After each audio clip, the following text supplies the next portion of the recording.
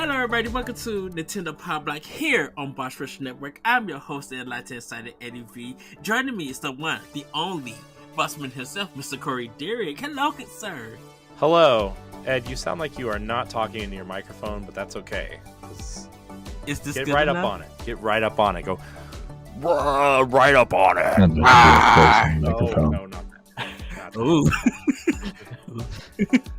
Here are the sweet, dulcet tones of Pow Block. Welcome to Nintendo Pow Block. Yes. We are going to be engaged in this episode. Speaking of Pow Block, real quick, before we introduce our guest, there's a Zelda page that said suggested for you, and somebody remade Ocarina of Time in the Wind Waker art style. Oh, nice. That sounds Yeah, awesome. and I'm watching it, and I don't know how I feel about it. Well, someone did, I think, a pixel art jam or something, and they remade Legend of Zelda 2. Yeah, It's kind of cool. I was just like, oh, this is nice. Yeah. Also, remember when which one? It was Hyrule Warriors, right? Where they the map was like a 2D version, like as Yes. like OG Zelda 2D something. Yep. Anyways, let's get to our guest. Sorry, I didn't mean to throw us off right away. Well, our guest, everybody, if you want to talk about Zelda, he is the expert, the professional, the wizard, the one, the only himself, Mr. David Wayne. Hello, good sir. Hello. I don't think I've had that many positive adjectives in front of my name in a long time.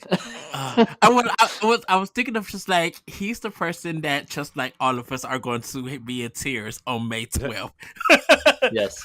Oh, Yes. He's gonna have to come back for that episode. Oh Totally. yes, it literally. I don't even know if I want to even be online that weekend. I've already put in for my time off. Like I have the day it's released and like the week after. And I told my son, like, that's what we're doing. Me, my wife, my daughter, my son, 4 of us are just gonna be sitting around playing it all day long. Like that's what we're doing. That's it. It's been set in stone now for 6 years or whatever it is. Yeah. Better not get delayed. That's all I have to say. Oh, please not. If that game get delayed, we're gonna have like 7 expansion passes before E3, trying to figure out what is happening. What is this theory? We, at this point, there have been 2 mainline Fire Emblem games and a spinoff released since the last Zelda game. That's a long time. To be fair, we could get because was Ica's or Fates after Breath of the Wild? No. No. Shadows of Valencia was after Breath of the Wild. Okay, so yeah, 4. 3DS. Yeah. Because the Fire Emblem the first Fire Emblem Warriors that came to Switch was after Breath of the Wild. Yeah. And then it was 3 then it was 3 Hopes, Shadows of Valencia, Fire Emblem Warriors, 3 Houses, 3 Hopes, and now Engage. And then Engage.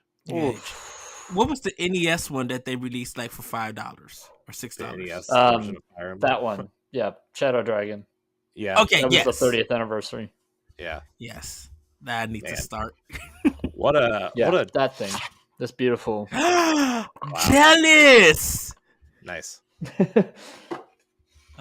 All my stuff is in the basement in a box. This is the basement. Yes, but you have a basement that you can sit and record in. I have a basement that has a loud laundry room and a bunch of storage. True. Yes. But yes, everybody, we are going to get into this episode. We're going to quickly get into Snacktendo because we have a lot to talk about with playing with power. So, Do David, drugs count as snacks? That's about all I've been snacking on. Yes. David, what have you been snacking? Oh, hold on, everybody. It's time for Snacktendo! David, what have you been snacking on? Let's see here. There was a new Korean fried chicken place that opened up by my work. It's called like Bonchon or something like that. It was pretty average. It was pretty average. It could have been better, could have been worse, but the running joke is that I've had KFC from 2 different countries, Kentucky and Korea. And yes, Wow. yeah, so. But other than that, I had some vanilla ice cream before recording here to soothe the little bit of frog that's in my throat somewhere down there.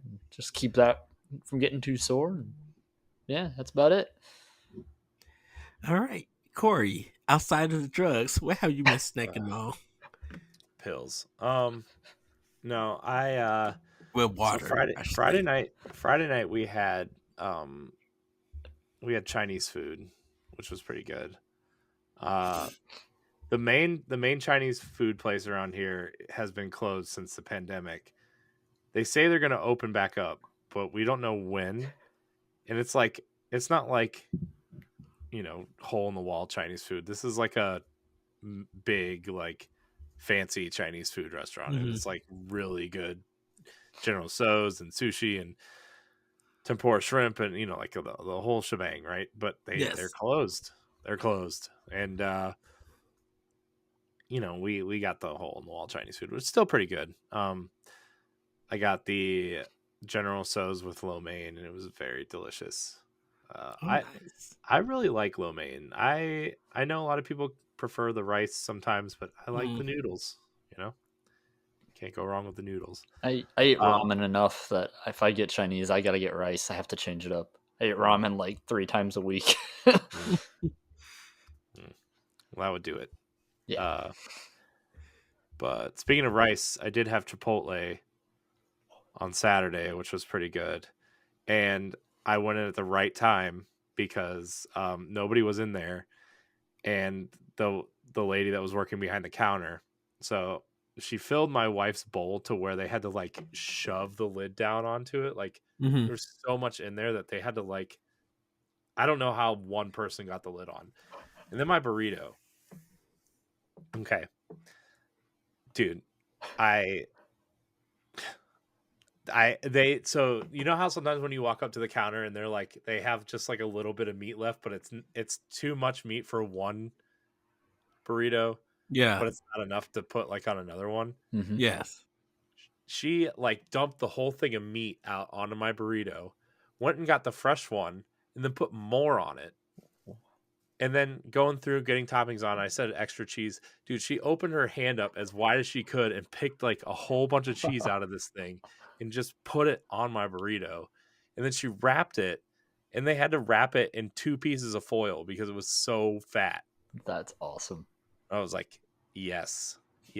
And then I asked for chips and the corn salsa because I really like the corn salsa. They gave me 2 sides of corn salsa, and the chips were like extra full. I was like, man, I don't know who's working here today, but God love you. That's a good day. It was a great day. Like, it was the first time I ate Chipotle and like felt full partway through the meal.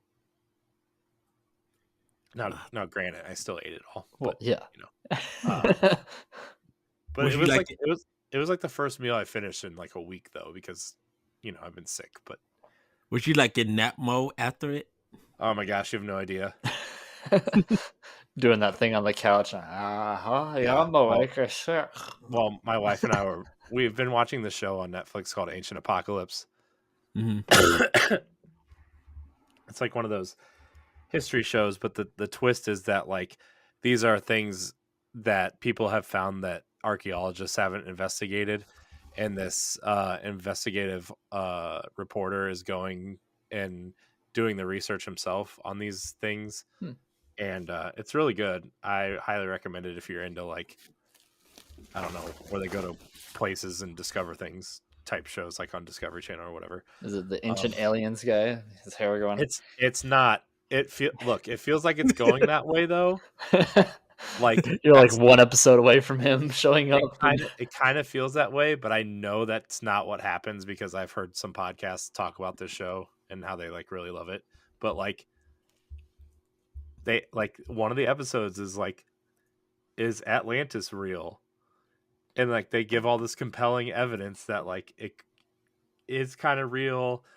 Was it during the Ice Age? Like the whole premise of the show is like determining plausibility or something like that, kind of. But it's like finding a like a technologically advanced civilization at the turn of the Ice Age. Mhm. Not like they were using cell phones and stuff, but like they were using tools, and they knew some sort of sophisticated math. They had a and bunch of building things. shrines everywhere, some divine Yeah. beasts, things like Yeah. that. Yeah, yeah. He's yeah. Yep. There's a flood, Yeah. So yeah, there's floating islands in the sky. So yeah, it's a really good show. But like That we were sounds sitting cool. there trying to watch an episode, and my wife was nodding off, and I was like trying to stay awake, and then I felt myself nodding off, and we both kind of fell asleep watching it. And then of course, like, a 15-minute cat nap, and I was wide awake for 3 hours. So I played what was I playing?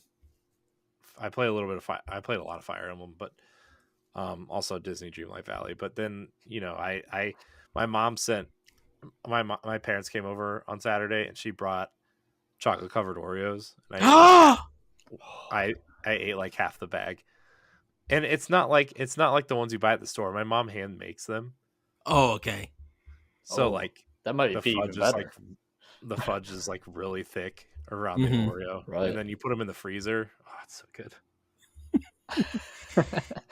It's so good. And then last night we had soft pretzels and cheese. That's all we ate for dinner. Is it the ones that you always get? The big long sticks. Yeah. Yeah. I forgot how hungry the show makes me. But cutting back on my podcast listening, like at the start of the year, trying to just spend more time like without earbuds in.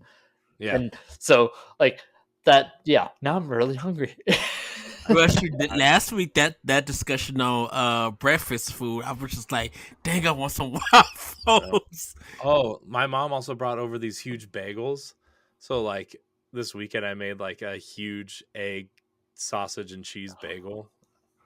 So good. So that's my snack tendo though. I'm hungry now because like I didn't really eat dinner because like this medicine makes me like kind of not hungry. Mhm. But now I'm hungry. I had a peanut butter bagel when I got home, and like now I'm like really hungry. Maybe I'll have one after the show to go to bed with. It'll be fine. It'll be good. Well, for me, I had my normal poke bowl, Hawaiian and tuna. Every time you say poke bowl, I think you say poke ball, and I'm like, what are you eating Pokemon for? You've got to eat them all. Exactly. I had a Chipotle. I did have Chipotle. I had a burrito bowl, and I made that mug empty within like 7 minutes. After they gave it to me, I disappeared in the back and ate it quickly. I was just like, man, I really was hungry. Had Domino's this week. Just didn't do nothing like interesting because I'm still the Mountain Dew Pitch Black is like I said, it's back, but I had the zero sugar one because I wanted to taste it. Not bad. It really got a really good taste. I think I prefer that one over the regular Mountain Dew Zero because it still has that aftertaste, but because it's like a great flavor, it's not that bad with the aftertaste. With that, I do have though the Mountain Dew Energy Code Red. This is the cherry flavor from their regular Code Red. I haven't tried it yet, so I'm interested in trying it and stuff. But that's pretty much it. I didn't do anything interesting just yet. I probably Wednesday I will be looking for new places to go to try food at. Speaking of lo mein though, I did have some chicken lo mein today. The noodles, I think they switched their noodles because it tastes different and it was sticky, but the fried rice was like bomb big. I'm like, ooh, this rice is was on point. Other than that, yeah, nothing too big. I still gotta try a hamburger with a fried egg on it. I need to find a place that makes it. You don't have to do that, Ed. I It's not a do wanna requirement. I want to try it to get the experience and everything. You know, hey, when you told me about the Chick-fil-A spicy chicken and what to do with it, I did it so I could get the flavor. Well, And yes, that's different. That's delightful. yes, and that was amazing and everything. Even though David, he still gets on me that I go for grilled chicken at Chick-fil-A. No, you're doing it wrong. I don't What? ever go for grilled chicken unless I'm grilling it myself. I always go Yeah. for crispy. I always like that. I don't. Yeah. I just. If I want grilled chicken, I'll make it myself. Yeah. But Well, David's got the right idea. well, I get their grilled chicken because I don't like their regular chicken. Their spicy chicken is really good though. So It is. Oh, now I want spicy chicken sandwich. so Oh, I had Arby's for lunch today.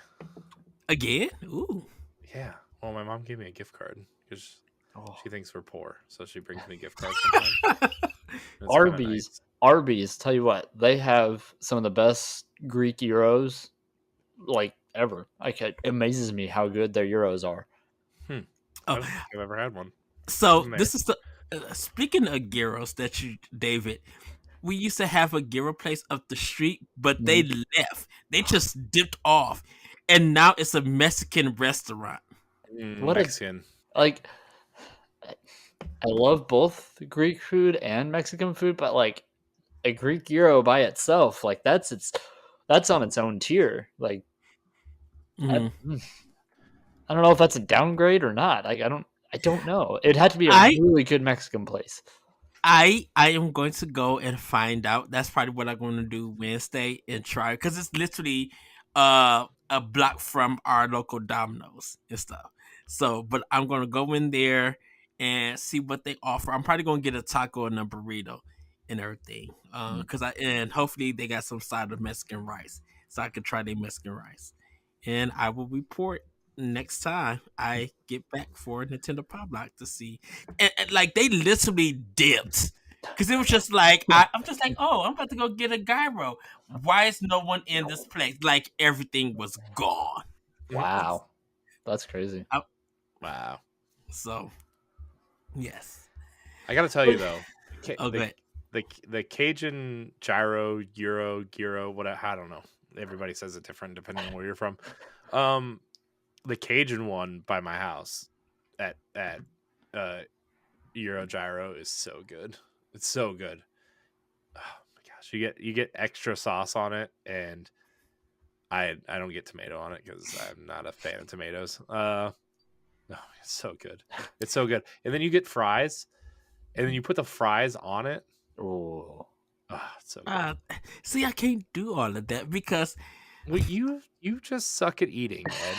but I Grilled think it's chicken because from but this is my thing with gyros because my thing with gyros Pizza is Hut that instead of Domino's. my thing with gyros is that you knew you was getting some bomb gyros if it was in that red basket with them fries in the red basket and you had that red plastic cup with Coke in it or Sprite. You know, because that like the gyro place that we used to have was in the mall, right from Aladdin's Castle. So we would get our gaming on Aladdin's Castle and go right around the corner to the gyro place and sit down and have the best food there. Dang, now I want a gyro. I'm so hungry now. Should we take a break and go eat and come back and Uh, we'll be right back after these delicious messages. Listen to the ad that pops up. If you want to be a Patreon producer, head on over to patreon.com/bossrushmedia and find out which tier is right for you. Our Patreon producers at the $5 tier or higher for this month are Adriel Munger, Austin Campbell, Celeste Roberts, Christian S., Sana Dirrig, Francisco Santillan, and Rebecca Jewell. Thank you for your continued support. Well, everybody, we're going to get into Snack Tendo. Good. Nope. Quickly. Wow. Doing Ed's it so again. hungry he wants to do another round. We're going to get into Play with Power. We're going to say Fire Emblem Engage at the end. Because I think we all played it, got an idea of it, and we'll discuss it from there. But Corey, what have you been playing with Power? So I've been on Switch. I've played a lot of Dreamlight Valley this week because it's just an easy game to lay down and play while you're watching stuff. Plus, I'm obsessed with it, and I'm trying to unlock the Toy Story area because I want the cowboy outfit, and my kids love Toy Story, so yeah.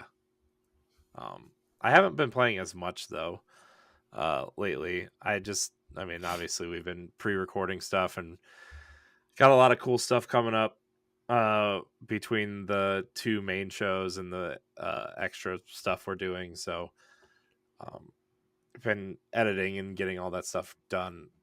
But I also last night I had some free time and I'm still pushing through God of War Ragnarok. It's 18 and a half hours in, I finally got to a part that I'm like, wow, this game this cutscene did a lot for me, I know I've been pretty hard on this game across the shows.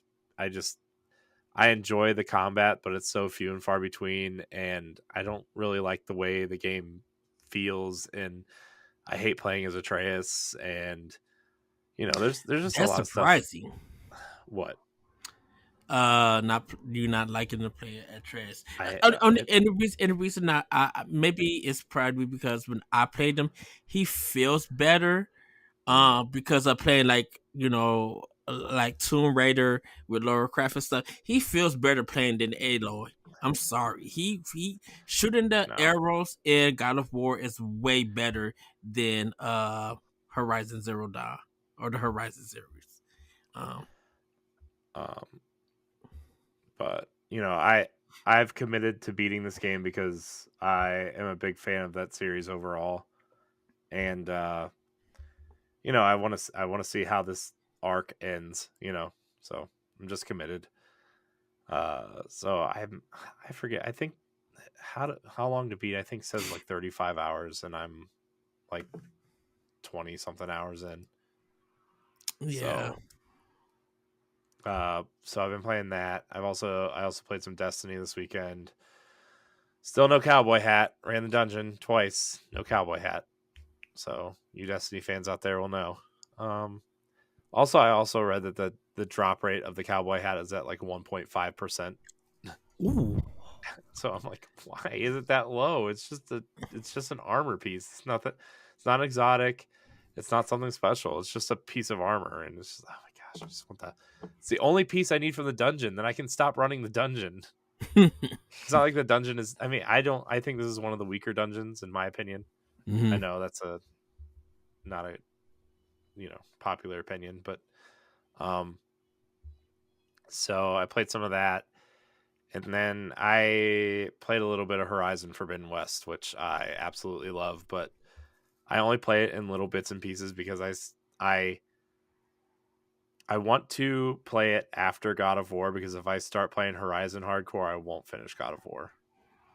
So, but I also want to play Horizon before Zelda comes out, because I know once I start playing Zelda and I go back to Horizon, I'm just going to compare the two again, and I don't want to do that. So I think if I go back to Horizon, I think I'll probably go back in April. If there's like no big major releases or anything.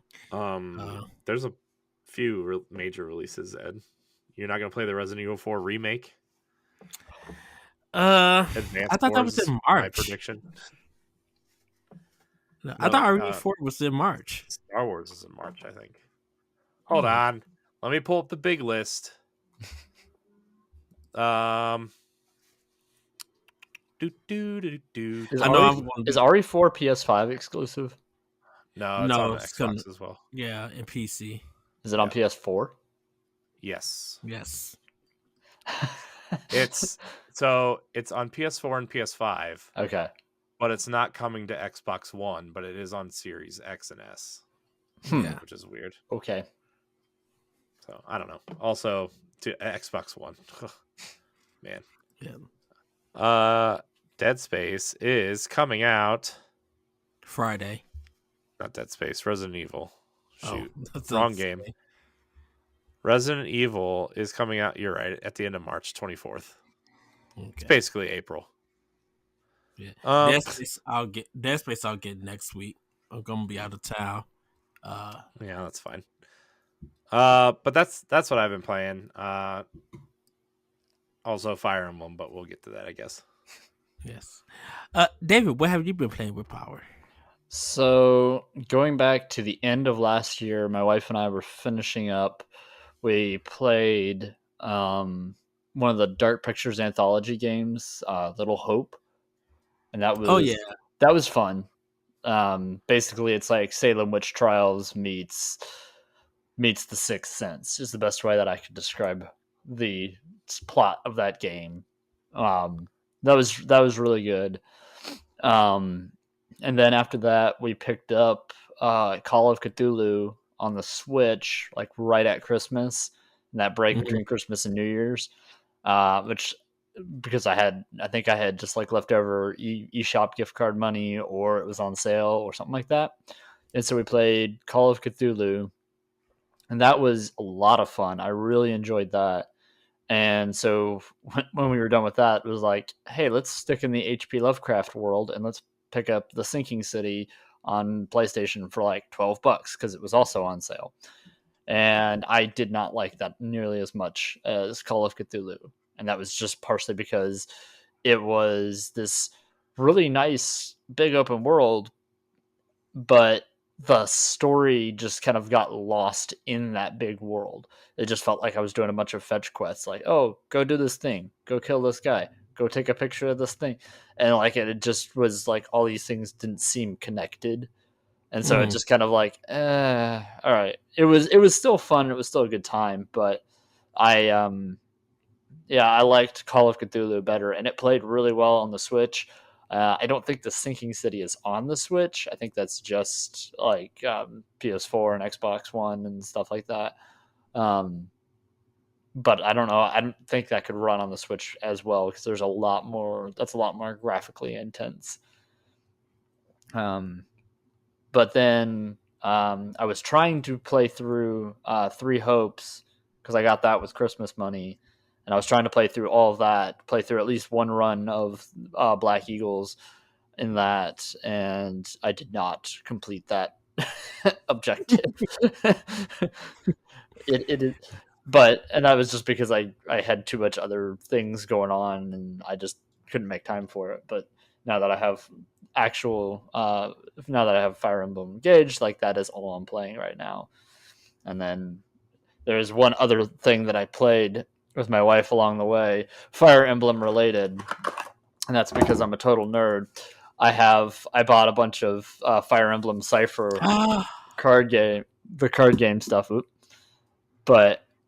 and so these I didn't know they made one. Well, it's now a discontinued game, and the other problem is, I don't know if you can tell, it's not in English. So I painstakingly translated every card. I have 100. No, I probably have close to 200 now because I bought a starter deck too, and I have another booster box coming because these are awesome. That is dedication. Yeah, yeah. I'm a nerd. I don't mind. That's fine. We don't. But look, I read Destiny lore books in my spare time. Okay, so yeah, my Zelda books are right there. Yeah, more over there, and the rest are upstairs where my kids can't get to them because they're like the nicer versions of them. But nice. But yeah, I made my wife the deal because she's not a Fire Emblem fan, so I made her the deal that I would finish painting the living room over break if she would play one round of the card game with me and watch Fire Emblem Engage with me as I played it. And she, much to her dismay, agreed to that deal, and I painted the rest of the living room. But now she has to. She made good on the playing the round of the card game with me. She beat me. But nice. So that's what I've been playing with Power. Okay. For me, so I finished up Detroit Become Human, so we can have our talk the walk discussion. I love that game, and I gotta tell you, because I did the recording with Nelly, and we had such a great time, such a great discussion, and stuff that she didn't know that I did was equal amount to the stuff that I didn't know that she did. Cause like part of my game got cut off because some characters died, Hmm. and so she told me more about the game. I'm like, oh, now I got to replay it and everything, and it was such a great game, That's making the choices and everything. So that is a and phenomenal game. We played that a yeah, while back, and it was one of those games where you just sit back at the end, wow, and then right. you look at some of the alternate paths that you could have taken or things that you might not have found out about, and it's just like, wow. Yeah, we were. There was a discussion that I brought up, and it was just like it feels like all of the overweight people or the overweight white men that's in the game, they were just straight up evil people, drug addicts, and everything. Because one of them got killed, or like from a crime scene, you were able to kill another one who was just straight up abusive, and then there's a son that you could also kill who comes in like off that stuff and everything. And he was kind of he wasn't chunky or anything, but he was just like, man, the some of the white men in this in Detroit in this game are just plain evil, are just disgusting humans, and I have no empathy for them if I kill them or anything like. And so That's a game doing a good job of the writing the character to make them easily despisable. And yeah. But like all the three characters that was in the game, like the main characters I really cared for. Like even Mhm. Connor, even though he was like android investigator, I I treated my partner very unfairly, and that was a sight to behold. And so when that episode come out, everybody, you'll be able to hear that discussion. Of course, I played more Vampire Survivor, unlocking stuff. So such a great game. Waiting for that to come to Switch. Started up Persona 3 Portable. I didn't get too far on it, but I'm doing beginner because I already beat it fast. So I'm doing beginner with the male character just and so I could see what that game has to offer portable wise. And then I'll probably play it again as the female character and stuff. But I think I'm gonna do the female character on a normal setting and everything. With that. Played a little bit more of Pokemon Scarlet, getting still haven't got to a gym yet. I'm on my way to one of the gyms to fight. Like I'm going to my first gym I'm going to is the water gym because I since I am grass type and a bit powerful, I'm treating the gyms like they're a Mega Man game, you know, and everything. So I'll be doing that later. And then So well, let's get into this discussion. Fire Emblem Engage. It is the first release for Nintendo for the Nintendo Switch this year. Um, I the trailers just don't do this game justice. Seeing the cutscene, even the intro music was really good, and the voice acting is like superb. But the flow of the animation, I'm like, oh, intelligence system, what have you been on? What have I missed from you guys? Well, Intelligent System makes really beautiful games for the systems that they create. I mean, the last game they put out was Paper Mario, right? And that game looks stunning. You Yeah. know, uh, this is definitely an upgrade from Three Houses visually. I would say. I mean, Three Houses was Bandai Namco for the most part, but or Right. Tecmo Koei. I'm sorry. Yeah. Yeah. Uh, for the most part, right? With them overseeing. Uh, I still really really love Three Houses, but this game definitely got a visual upgrade for sure. I really like when you go into battle that when it zooms in, you're actually on the place on the battlefield. The whole battlefield is kind of 3D rendered. Hmm. Hmm. Some of the textures on the ground could be better, right? Like I feel like there are some corners cut, but overall, like the gameplay is great. I like that they brought back the rock paper scissors kind of attack stuff that they left out of Yes. Three Houses. It took me a minute because like it's been so long since I used it that I'm like, oh, I gotta remember that this beats this beats this. Yeah, Uh, outside of playing Fire Emblem Heroes, I mean, it's not been a thing for a while. It's not didn't have to think about it in Three Houses or Three Hopes. It was just right? there, and you're going back a lot Yeah, further before you get to a game that had the weapon triangle in it. yeah, yeah, and so I think that was a nice return. Um, I'm still trying to figure out like the emblem stuff. I know like you kind of start out with Marth.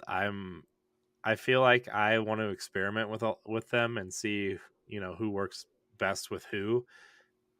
And I think it has a lot to do with like, your who's using what weapons and Mhm. unlocking. You keep unlocking new characters and new emblems right throughout the game. Right. Uh, I thought there's a pretty powerful story moment towards the beginning that was pretty. Um, I think they wanted it to be more impactful than I personally thought it was, but I feel like you didn't spend enough time with this one character for that moment to impact, but maybe it'll come back and be more powerful later. Um, but overall, I really like it. I think the characters are fun. Uh, Alir, the main character, doesn't really bother me as much Mhm. as I thought. With like the dual colored hair and eye stuff, and I think that's going to obviously play a bigger role in the story, which it's been hinted at a few times at this point. Mm. Uh, so yeah, plus like I don't know, I feel like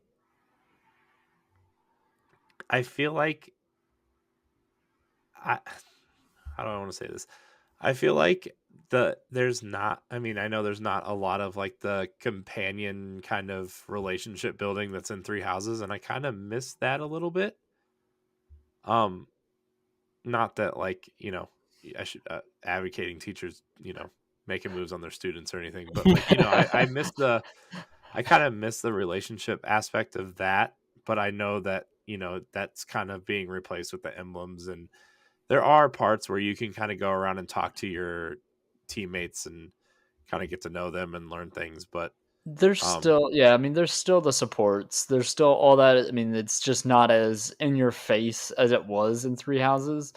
It's just more. It's more like I've been describing this to people, a couple people I've been talking to that haven't picked it up yet. It feels like traditional Fire Emblem with the knowledge that they gained from doing Three Houses. mhm, Like it feels Mhm. Three Houses compared to the rest of the franchise feels like a deviation. It feels like it mhm, was a change, mhm, and it wasn't a bad change. It worked. It was great. It was a phenomenal game. But coming back to that traditional style Fire Emblem, but taking the lessons that were learned from doing Three Houses, really, you can see those elements in here because I just unlocked the cafe on mhm, my playthrough, and I went and had a pizza with two of my favorite characters, and immediately I got a bond level or a support level increase with both of them off of that one meal, and I'm like, mhm. yes, Yeah. this is going well. Yeah, I like you said, I think the bond stuff is going to come in different ways. Uh, obviously playing with your teammates and having the stand by me so we can level up together type thing is still there, but like the eating the pizza with two companions is like that's going to be your kind of way you gain those support Hmm. points and stuff. So um I'm excited to keep going. This definitely feels like when I don't you guys both played Fire Emblem Fates, right? Yes. This definitely feels I never actually did, but I'm familiar. I'm very familiar with it. okay. Yeah, so this definitely feels like the Conquest version of Fates over the Birthright version of Fates. It definitely feels like a more traditional kind of hardcore strategy game than the, you know, pal around with my friends and do the relationship thing and then, maybe fight people once in a while. uh, which I appreciate. I really like. So yeah, I'm excited to keep going. I really like it. I will say that this game really feels well. In a sense, it feels like now the Fire Emblem series is in three different directions now.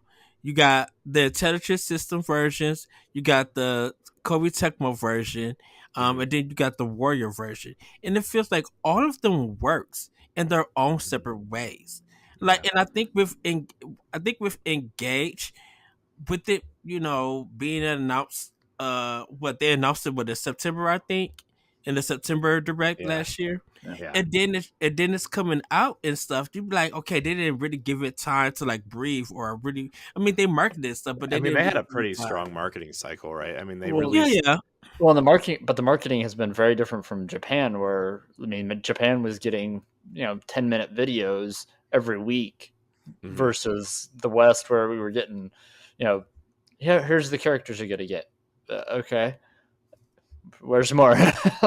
If it wasn't for like more diehard Fire Emblem fans doing the translating and stuff, there's a lot of stuff that the Western audience may not have picked up on going into this game. It feels very fresh, Yes. for it, and I think it got a lot of people who had their doubts kind of turned around, and it's making more people who just like, well, it seems like everybody else is picking it up. I guess I'll pick it up and give it a try, and that's been working. That really is working for it. I don't know how the sales is going to be when, because it's only been out. It hasn't even been out for a week yet No, not or yet. anything. Um, but it's like that's all people been getting into and definitely enjoying. If they're not playing Fire Emblem Engage, they're playing Persona. So the strategy of Persona and Fire Emblem dropping back to back is working. And that's really good. And shout out to Capcom for Monster Hunter too, because I've been seeing Monster Hunter rise on other systems that everybody is enjoying. So my thing with that is, I guess they're understanding why people love Monster Hunter Rise when it came out on Switch, and then why people got the PC version. Of course, with Xbox's Game Pass and for PS5 players, they're buying it. But so many people are enjoying that game. And I'm not even worried about the frame rate being fast and stuff. It's just the fact that a lot of people have been enjoying it and getting really into Monster Hunter. So it's one of those games that I'm happy that even though people miss it on Switch and PC, they're getting into it now and recognizing, okay, this is why this game sold. This is why the Nintendo players loved it.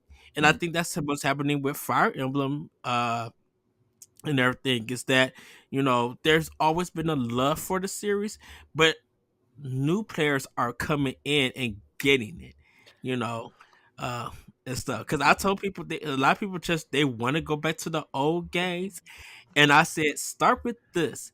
Do not touch the old games, because that would make you hate the series. Well, and I don't know. Oh, I go ahead, Dave. I saw somebody talking about playing this game, and they were like, "Oh, you should definitely start with Three Houses. You should definitely start with Three Houses." I'm like, "No, I don't think that. I don't think Three Houses is the right game if you're going to get somebody into Fire Emblem to start them on." I started with Awakening, like probably a lot of people over here Yes. our age did. You know, Yeah. there is a definite difference between Awakening and the games that came before it and the games that came after it, up to Three Houses. And I think Three Mhm. Houses is that next like break point where you brought a lot of people in. A lot of Three Houses fans are going to jump into Engage, and feel very different. They're going to feel like, what is this? This Mhm. doesn't feel like what I played, Yeah. because of the differences that we were talking about. The way that the whole teacher, the entire academy mechanic that was Mhm. Three Houses is very, all that is very subdued. Like, and then like that's why I say this feels like a traditional Fire Emblem in that sense. Yeah. I would definitely say. I would definitely say this feels closer to the 3DS versions and Three Houses for sure. Yeah. Definitely. I mean, like I said, if you played Conquest, this is definitely like that Fire Emblem. It's hardcore. There's no like quote unquote relationship love building, right? Like it's you find your companions, you find your partners, and you find the stats that work together, and then the emblem mechanic is like the new mechanic that you put on top of that, and it's You can yeah. still S rank. You can still marry in this game. I had to look it up. I didn't look up like who you could S rank and things like that, but I'm like, if I'm gonna do this, I need to find the somebody. Yeah. Exactly. And before we move on, we get into family news. This soundtrack is insanely good. Oh my I'm gosh, like, that opening song, dude. Yeah. okay, I was like, what is going on? I it's I love the intro to this song. I love the intro to this game. It reminds so the last game that I played that was this anime and this good was Tales of Arise last year, and that oh, intro, the Tales of first Rise intro. the first half intro, the second half intro is totally different, and it feels like the outro. It Oh, should, okay. but the first the season one, if you will, the season one intro is amazing. This feels That like that. By the way, did you see Tales of Arise might be coming to Switch this summer? I might wait, rebuy it. hold on. I You might rebuy it lying. for that. Where did you read I this saw at? I saw it in a rumor thing going around. Oh, that's already 'Cause gonna they be want to bring more Tales games out after Tales of Symphonia, Oh, Yeah. I'm here for which a I Rise already Judgment. forgot. I would was double coming. dip on Tales of Arise for the Switch. I would. Yes. Yeah, That intro to Tales of Arise, everybody, if you have not heard it, go on YouTube. Just watch the cutscene with the music because it's It's so anime it's anime J-pop It's so good. goodness, but it's just like I never want to press start. I want to hear all of this. And what I loved about I told Dan this, Corey, I was just like, I think this is giving Xenoblade Chronicles 3 a run for its money for its soundtrack. Xenoblade Chronicles 3, love the soundtrack. yeah, but Something Xenoblade Chronicles is more. It's more within the game. It's not like this rock ballad that opens the game, right? Like it's true, yes, true. But it's that you get this classical orchestrated kind of sound, and you're just like, "Ooh, this is so good." And then you get into a battle, and then this K-pop like anime rock, and I'm just like, "I love this." And it's the transition that happens because it's so smooth, and you win the battle, and then it goes like, "Did la da da da," and I'm just like, "This." Works. This is amazing. Like we already that's why I say I feel like this should be a nomination for Game of the Year and a nomination for Soundtrack of the Year. You can Because adopt stray cats and dogs in this game. What more do you need? it's true. I mean, You can do that. yes, I noticed that. it needs to be in the 90s. I can't believe it's like in the 80s, like 88 or It- 87. it's getting not review bombed, but it's the negative scores it's getting are from people that are saying, well, it doesn't have this from Three Houses. It's not Three Houses. Mhm. This it doesn't have this from Three Houses. Right. That's the point. Right. That's why we love it. Not saying anything bad about Three Houses. I have that right there too with my custom Edelgard cover. But Yes. So that's gonna be it, everybody, for Playing with Power. We're gonna be talking more about Fire Emblem as the weeks go along as we're playing it because I am loving this game. If they, oh goodness, Corey and David, Fire Emblem's Awakening, that really needs to come to Switch. I would love a Fire Emblem collection for Switch. I wonder if there'll be one that comes. I mean that Fates remaster has been rumored for years, right? That give has us all three of them in it. Yeah, all three branches in one. That would be nice.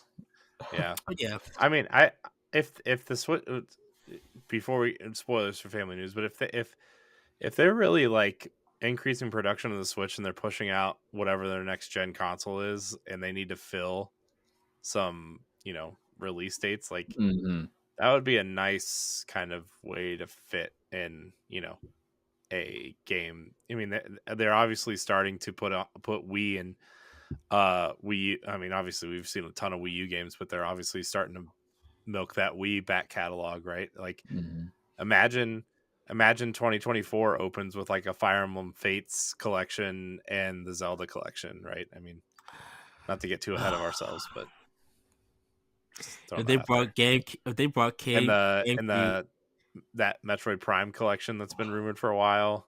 I'm gonna go broke. Shoot. Look, if they bring GameCube and Fire Emblems Radiant Dawn, is it Radiant Oh, I Dawn? know. yeah. I If they know. bring Don't Radiant Dawn and Path of Path of Radiance, Radiance. Path of Radiance is GameCube. Radiant Dawn was the Wii. If they bring those over, because those are two other Fire Emblem games that I have not played, much to my shame, Mhm. and I can't play them because they're let's see, Path of Radiance I think is like $300 right now if you want a copy, and Mhm. it's 150 for Mikaya's game, Radiant Dawn. It's yeah. I'll watch a Let's Play. It's free. I well, That, I think. Oh, go go ahead. ahead, Ed. Right. Go ahead, Ed. Oh, I was just gonna say, I think the increase of subscriptions for Switch for a special pass, the $50 one. I mean, not jumping in price, but I'm just saying if they kept the 50 at GameCube and added that game, Nintendo is going to see a big spike in that. Hmm. I think. Yeah. I wonder. I still wonder if GameCube games are going to make their way over at some point. I mean, feel like they've done I it feel with like they have to. Sunshine. They've done it with Sunshine, and that played just fine. Well, remember they were using that Mario collection to test the emulators, right? Yep. Mhm. That was the whole point of that collection. Yeah. I mean, those games were fine in their own right, but like that was the point, was to test the Nintendo 64 and GameCube emulators, and Mm-hmm. what do you know? The next year we got a Nintendo 64 online. So, Yep. anyways, this is like expansion pass territory. Yes. Well, everybody, it's time for Family News. Yeah, Fammy news, everybody. So Corey, take it away. I was waiting for you to call. yeah, That was a sorry, well-timed cough. wasn't expecting it to come out so fast. So there's a lot of small news stories. I don't know how much we want to spend a lot of time on these, especially because we got a ton of questions to answer. But we kind of talked about this on a future episode of expansion pass for next gen Nintendo. But Nintendo is increasing Switch production in 2023. A lot of this seems to be revolving around Tears of the Kingdom. They expect to be selling a ton of consoles with OLED consoles with this game. So this story comes from GameSpot. I'm just going to read a little snippet here from it. Nintendo has managed to weather the supply shortage storm, although the company did revise its sales forecast in November 2022. Tears of the Kingdom is expected to not only be a top seller for Nintendo when it releases in May, but also a shot in the arm of the system sales have been impacted by supply constraints. Those challenges did not stop Switch from being the best-selling console in the U.S. For overall unit sales. And as of September 30th, 2022, over 114 million Switch consoles have been sold worldwide. It is worth noting, though, even though it was the number one console in unit sales, it was still down 24% over 2021. Additionally, the next limited edition Nintendo Switch OLED console is rumored to be a Tears of the Kingdom Switch, as photos of it recently leaked online. First revealed all the way back at Nintendo's E3 2019 Direct presentation. Tears of the Kingdom will launch May 12th. So, it's weird that they would like double production for one game. That I wonder. I mean, Ed, we went over that email, that Mario Odyssey email. Yeah. I wonder if they have some really heavy hitters coming this fall that we don't know about yet. I mean, aside from Metroid Prime 4 and Advance Wars after Zelda, we don't know anything. Anything. Right. Yeah, we're literally in the dark. Mm-hmm. We're expecting another Mario game. And we do have Pikmin 4, because Pikmin 4 Pikmin 4's the other one. But I think when we was talking, Corey, we was thinking, assuming that Pikmin 4 might be this summer. But it may be later in the year now. Yeah. Literally after the Tears of the Kingdom, E3 to Nintendo is so important, and I mean everybody's gonna be watching, but everybody wants to know, what are you dropping for this holiday? Yeah, you know, Donkey Kong. I know that's the other rumor, right? Yeah. Is the Mario Odyssey team is working on a Donkey Kong game. I wonder if the Mario Odyssey team is working on Donkey Kong. I wonder if there's another team working on Mario. My assumption, actually, is that there will probably be some sort of a Mario sports game, another Mario Party game, something in that vein to cover the Mario aspect. I mean, like it or not, the last Mario Party sold over 10 million units, so we know we're getting another one. I would also suspect that we're going to see some ports of things just to fill release time of bigger Wii and maybe GameCube, or I don't know, maybe Xenoblade Chronicles X would be great. If that Baten Katos rumor is That's true, the other rumor, yeah. Both games, oh heck yeah, people are going to buy because I can hear Shane screaming all the way to wherever he's buying that. So Square Enix put Crisis Core on the Switch, which shocked me. Do they put another Final Fantasy? Do they put Final Fantasy VII Remake and what is it, Rebirth out on the Switch? Well, no, Rebirth is Sony exclusive for the first year. Yeah. I mean, I don't think we're gonna get 7. My initial thought was that we're gonna get some sort of 13 package. Yeah, because that'll be the only, besides obviously 15 and 16. That'll be the only numbered entry that's not on Switch, right? That's not online. That's not on anything other than the PS3, as far as I remember, isn't it? It's is it still on PS3? Also. What, Final Fantasy 13? Yeah. No, it's backwards compatible on Xbox. That's what I just said. Okay. Series X. He said PS3. I know. I said it's on 360. Oh. Thanks, Ed. Thanks for listening to me. What? No, I'm just kidding. No, that's my thought though. Is like I bet we get some sort of 13 package, or I don't know if they would sell the games individually or as one giant package. I would assume it would be sold as a trilogy at this point.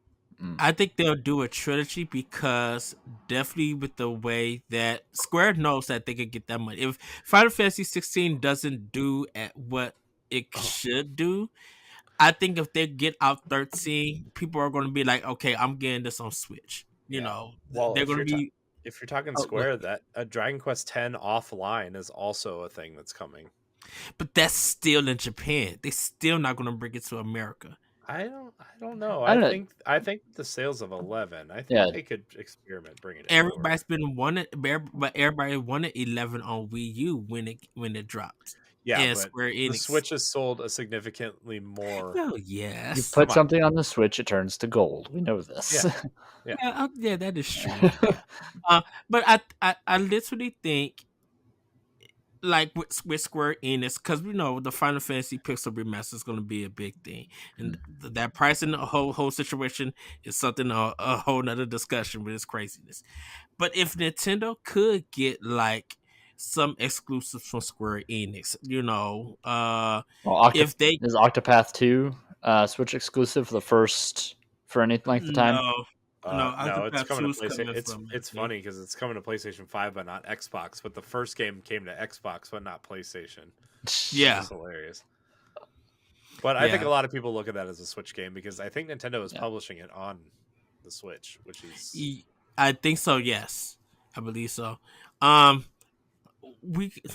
So I feel like a Fatal Frame. If they could get Parasite Eve, if they could get if Nintendo could get some of the PS1 classics from Square Enix exclusively, or at least time exclusively that they release first, and then for the next 3 months they release on other platforms, that would be a good filler that they need.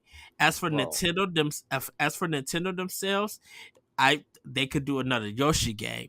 We still got GoldenEye 64 whenever Microsoft was to release that, and that could be a huge thing in the fall. Yeah, but that's going to be part of Expansion Pass, though. Yeah. Well, yes, that is true, but I think for the fall, we don't know how that's going to go. Is that going to be enough though to justify the increase in their console production? I think is what we're really dancing around. So. Yeah, I don't think so. Is it only gearing up for Zelda, basically? Zelda and then some inevitable Mario or Donkey Kong game? Yeah, I think we got to know what's coming in the fall to really know that answer. I mean, Yeah. obviously we don't, right? But there's room to speculate, right? That Metroid Prime remake has been floating around also. My neighbor's uncle's brother's cousin's daughter's twice removed sister-in-law, who sneezed next to somebody at Nintendo, knows a guy. And they said that was Yeah. happening. Mm-hmm. I know Pokemon made. I think Pokemon doesn't need to be out this year. There's going to be a Pokemon game, dude. There was 3 Pokemon games out last year. They're not missing a year of Pokemon. Well, Detective I- Pikachu. There you Yeah, that's That- the one. yes. That's There you the go. game. I think Detective Pikachu is gonna. I bet that might be their June game. That game might be the one that's coming out in June. It'll be announced in February and out in June. I feel like if that rumor level 5, if they are coming back to the West, and I know we talked about this, Corey, that Professor Layton collection, if that could drop this year for the fall for Switch, Yeah, but that's not a game that would not increase Switch increase. sales. But I think it's just You want to know the I game guess- I think is coming out in November. I think we're gonna get a sequel to Let's Go, and I think it's gonna be Gold and Silver. I can see that happening. Yeah. That would. I think it's just not one game that's going to force the increase. I think Yeah. Nintendo got a lot of software coming to the platform, and everything, and it's time for people to upgrade their old ones to, because at first it's like you really can't. For some people, you still couldn't find the right Switch OLED, so they may be doing that and getting it in. If they have a strong library, and literally and I'm not got nothing against PlayStation, but this is Microsoft year. If they don't hit hard this fall for Microsoft, Nintendo is going to dominate, not only with more console sales, but with software sales and everything. Yeah, even Amiibo. Yeah, I mean, even if you look at like hypothetical games, right, for this fall, just you get a AAA Donkey Kong out there, you get a Metroid Prime remake out there, you get a Pokemon game out there, Pikmin 4, and Advance Wars. That's your lineup, right? I mean, I think you could kind of position Pokemon and Donkey Kong as your like major heavy hitters, and then I don't know, I don't. Nintendo didn't really have like a quote unquote heavy hitter this fall except for Pokemon Scarlet and Violet, and it did great. So right. And who did Link's Awakening? The remake. Gosh, I don't remember. Grezzo? Yeah. I think so. Grezzo has to have a project in their hands. Yes, it's the Wind Waker. It's the Wind Waker Twilight Princess bundle, and they're going to release it in one nice, neat package and give it to me finally. I want Zelda 2 remade, but with those 2D HD pixel graphics that we see in like the Triangle Strategy and Octopath games. If they just release all of that, oh goodness, it's got to be Nintendo Direct. It has to be a Nintendo Direct where Corey, I'd be like, I don't care where you at, David. I don't care where you at. Someone to get online with me. We must discuss this. All right, I'm moving on before we get really into this. Wait, we weren't? No, look, Ed and I could have talked about that for like 3 hours. Yeah. So our next story, Fire Emblem Engage Amiibos, Amiibo unlocks detailed. Not a whole lot. You get costumes. You can dress up Alir as Byleth, Celica, Corrin, Erica, Ike, Leaf, Lucina, Lynn, Marth, Micaiah, Roy, and Sigurd. You can unlock costumes of all those characters, and you can unlock music from the previous games as well. I have scanned my Lucina amiibo every day. I have not gotten Lucina's costume yet. Really? That's all I want. That's all I want.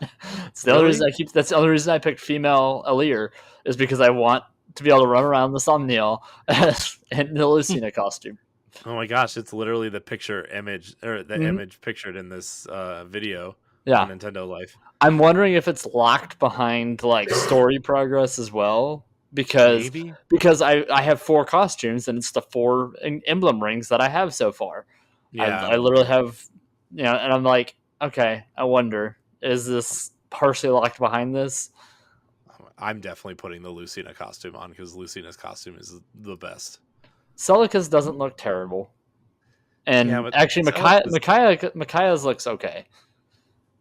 Yeah. Celica's a weird character. Like, she's Well, cool, yeah. but I don't know. Shadows of Valencia didn't really do a lot for me. Still played it because I like Fire Emblem, but I wonder if they're gonna re-release some of the amiibo.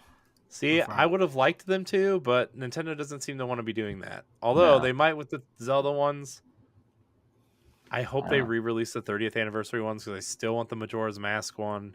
Mm-hmm. I still want the rest of the 30th anniversary Zelda ones. Like, I still want the Super Mario Brothers set too, and I haven't seen those anywhere either. So I have 3 amiibo total.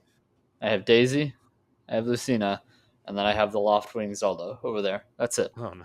Those are the only 3 I needed. I'm good. Mitzi, I want to give you these coins.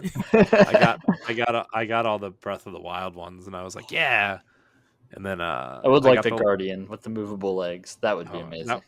Yeah, it's cool looking, but it doesn't sit on a shelf nicely with the rest of them because it just gets in the way. Yeah. You need to have it like wrap some up and just like hold them up. Yeah. Right. Hey, Corey, plus you mostly use the Wolf amiibo. Oh yeah, well yeah, Wolf Link amiibo is amazing. Especially if you played Twilight Princess on the Wii U, which would have been smart to put on the Switch so you could level up that amiibo when they re-released it. Just throwing that out there. Not salty or anything. Literally one of 3 games I still have my Wii U hooked up for. Not that I'll go back and play it, but just in case.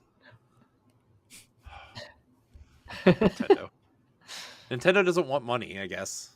You know? But we want to give them these coins.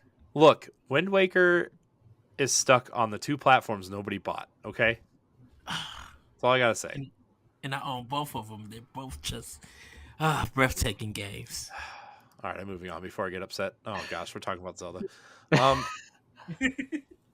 So another story, which is not really a story, but it was Slim Pickens this week again. Until there's a direct, it's going to be Slim Pickens, everybody. A random Zelda Breath of the Wild speedrunner beat the game 50 times in less than 24 hours. It's a new record. I assume that's just wake up at plateau, get to Ganon, kill Ganon, start over. It seems that way. As highlighted by Games Radar Plus, the quickest run was 24 minutes and 16 seconds. This was done with the help of a variety of skills and tricks, and one advantage each. And on average, each run was about 25 minutes. I'm trying not to cough here. I'm working on it. Previously, the world record to beat the game was 25 minutes and 23 seconds, so he beat it by over a minute. So that was it's impressive.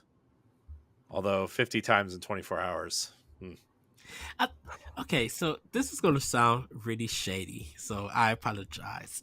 Elden Ring would never have nothing on Breath of the Wild if people are doing stuff like this. Oh, geez, here we go. I'm sorry from software players. I know you guys love your soul games and stuff, but we're not getting stories like this from Elden Ring, and we are though. People are beating the game with rock band drums and dance pads. Okay, that's impressive. But we're getting. I think someone we're hooked getting up a controller to a potato and ended up using potatoes to beat it. But I think we're getting. I think we're getting more weird stuff and mods and all. We're getting just so much more from a 6-year-old game, and I don't think that Elden Ring will ever be on that level of us getting the weirdest stuff like Breath of the Wild. Tears of the Kingdom is going to be a whole new level of nonsense because you got the air and you got the the ground. Oh, it's going to be a whole new level of nonsense of people doing stuff with that game, glitching it, breaking it. Like, it's going to be We'll see when it's a straight linear story that holds your hand for the first hour of the game and doesn't let you do anything other than a set path. That would, so many people would get just rage quit. Look, people still don't like wrestling the goat at the beginning of Twilight Princess. Okay, they said, "Oh, it takes 3 hours." Get good at goat wrestling. It takes 45 minutes. Right. That's all I gotta say. Speaking of taking 3 hours, everybody, there's finally a solution, maybe, to Joy-Con drift, but you have to buy these joystick replacements and do it yourself. It looks like a company called Gully Kit is making joystick replacements that use Hall effect sensors that make them less likely to wear down. And they also have a special pad underneath the joystick where apparently if you open up a Joy-Con, there's like I don't know how to describe it. I'm not an engineer, but there's some sort of engineering issue where the joystick wears down, and that's what's causing the Joy-Con drift. Whereas this is built on a sturdy platform that will end that, I guess. So, I don't know. I'm not going to be taking my Joy-Cons apart. I already tried once and I totally destroyed it. And so, because I wanted white Joy-Cons before the OLED was announced.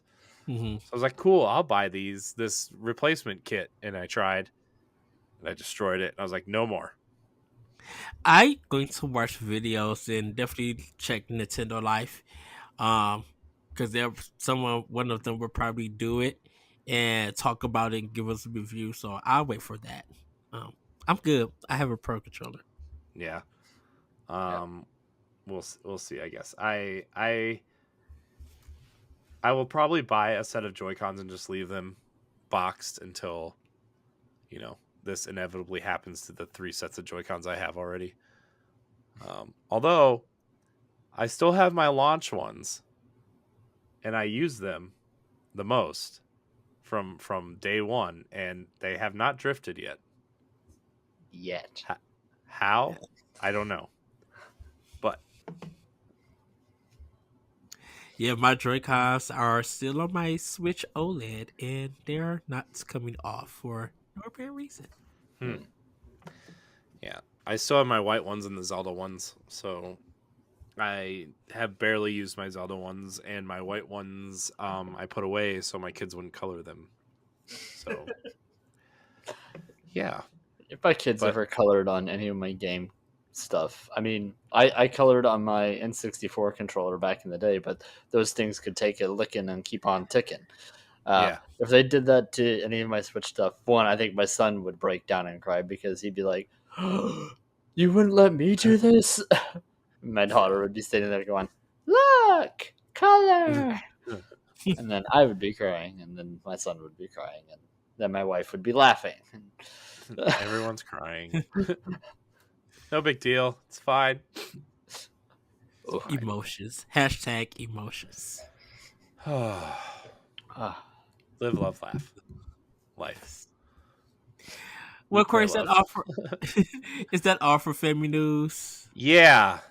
I guess we can move into Pack Watch if you want. Yes. Let's get ready for Pack Watch. Corey, take it away. All right. So nothing really that exciting for Switch this week. Mostly because we got all the excitement last week with 2 Persona games and Fire Emblem. But we do have 2 games worth noting here. On January 24th, we have a remake of Risen, the Deep Silver RPG from the GameCube PS2 era, I believe. I don't remember this game at all. Into the gritty and atmospheric world of Risen, where every action has a consequence. Master the sword, learn the art of staff fighting, and become the most powerful mage, forging your own path across a land filled with mysterious earthquakes, fearsome monsters, and unimaginable treasures. Faranga needs a new hero. Will you heed the call? Man, this game looks rough. I don't know if you watched the trailer on it or not. This definitely a PS2, GameCube, Xbox era RPG. So, A little later, Xbox 360, ooh, gross. 2009, 2010 are the Yeah, dates I'm that seeing. great, Oof. even better / worse. And the last game worth noting, coming out this week is Hitman World of Assassination Cloud version from IO Interactive. Hitman's World of Assassination is taking the most recent Hitman trilogy and giving players the ultimate Hitman package. Play through every mission from Hitman 1 through 3, however you want, with all the quality of life improvements found in Hitman 3. If you already own Hitman 3, you'll then be upgraded to this package automatically. So if you bought Hitman 3 when it came to the cloud last year, you will automatically be upgraded to this. There are several better ways to play this game.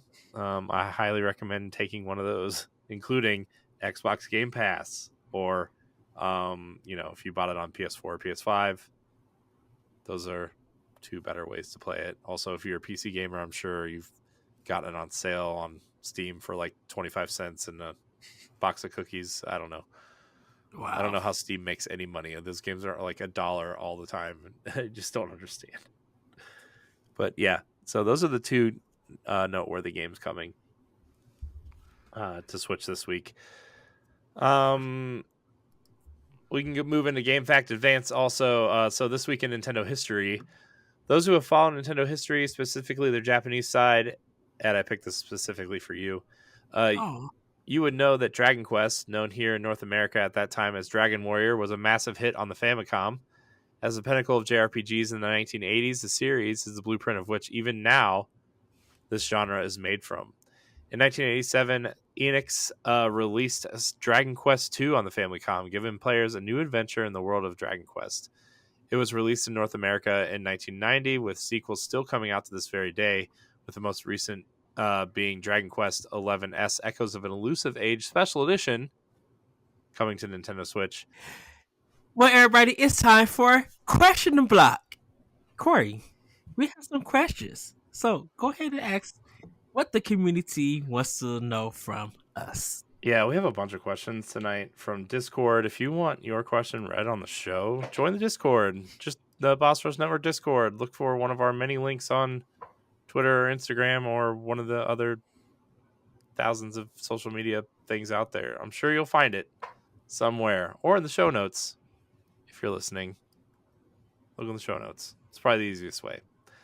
Our first question comes from Late to Gaming via Discord. He says, prior to the Switch, Nintendo had a great track record of backwards compatibility for their handhelds, also their home consoles.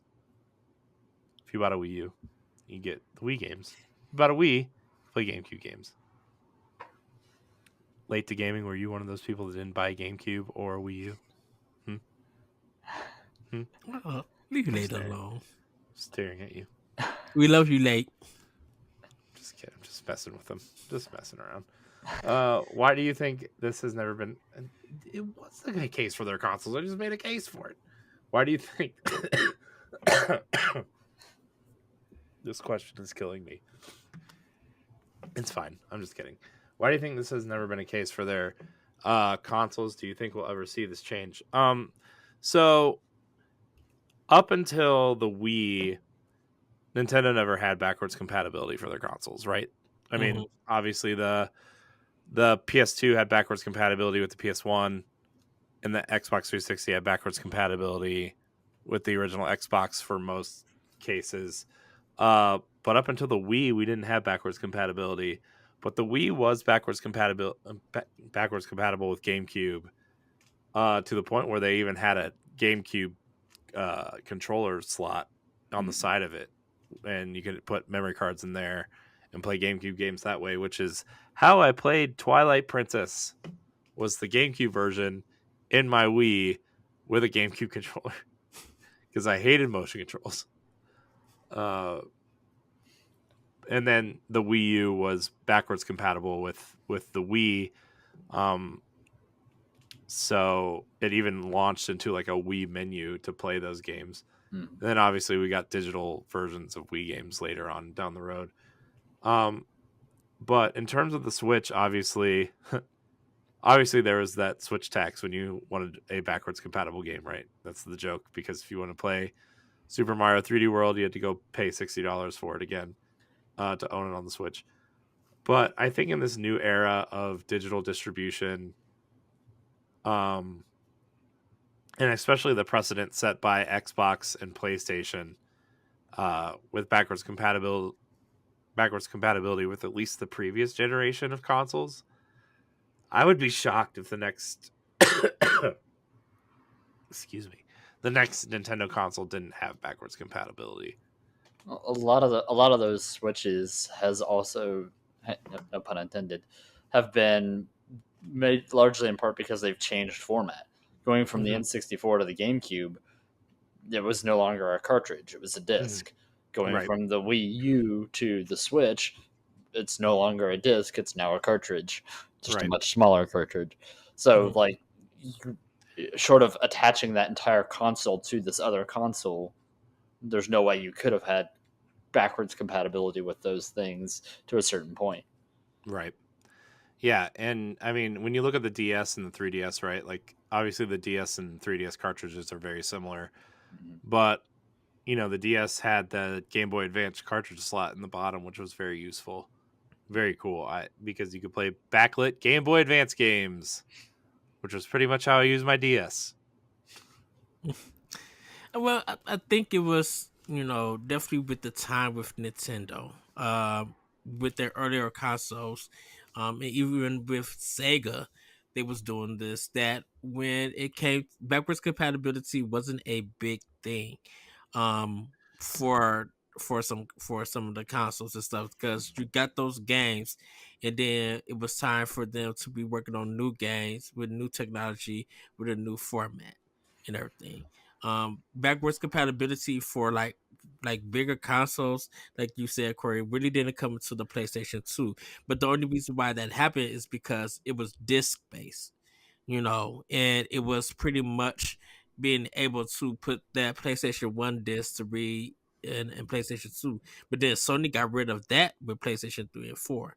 Microsoft didn't really have Well, the first run of PlayStation 3s had backwards compatibility in it. it did, yeah. And then they put the patch in where they discontinued it. Well, they didn't put a patch in; they just took out, because the original run of PlayStation 3s literally had a PlayStation 2 inside of it with the Emotion engine and Yeah. literally had a separate console inside the console to play PlayStation 2 games. And I think at the time, especially disc, like physical media still, right? Like, Mhm. backwards compatibility wasn't as big of a thing back then as it is now, right? I think, Yeah. and Sony saw the numbers and thought it, obviously they had to do something to make that console cheaper, right? Because PlayStation 3 was just ridiculously overpriced. Um, but I think now with like the way, I think honestly, Steam changed everything when people can still play games from their Steam account from like when did Steam launch? Like 2003, 4, I somewhere in think there. Something so. like that, yeah. Like, and people can look at their library and have, they've have a library of games for like 20 years, and I think now consoles are just catching up with that, especially with digital distribution. Hmm. Uh, your digital library is going to go with you moving forward. Um, and I think Nintendo has to jump on that boat with their next console, right? I think the Wii U, and the 3DS are the last two consoles that um, are going to be like, their digital distribution is just going to be lost to time if you don't download them, right? And Yeah. Right. uh, and we talked about this a little bit the other day, which people will hear on Expansion Pass in the future. Um, the Nintendo's leadership is way more conservative than Iwata and Reggie and the previous regime, right? They want to make something that sells and something that's going to be more consumer friendly and less of a risk and more of a hit, right? And Yeah.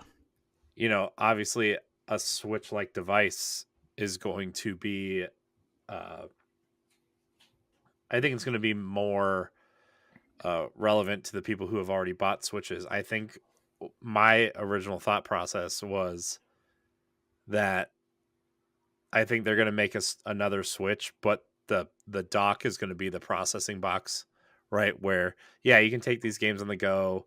It might not look as good, it might not run as well, but the dock is it's basically going to be a processing box where okay, here's where you get your 1440p or 4K resolution. Here's where you get your boost in performance, your boost in, graphical fidelity, these types of things. Mhm.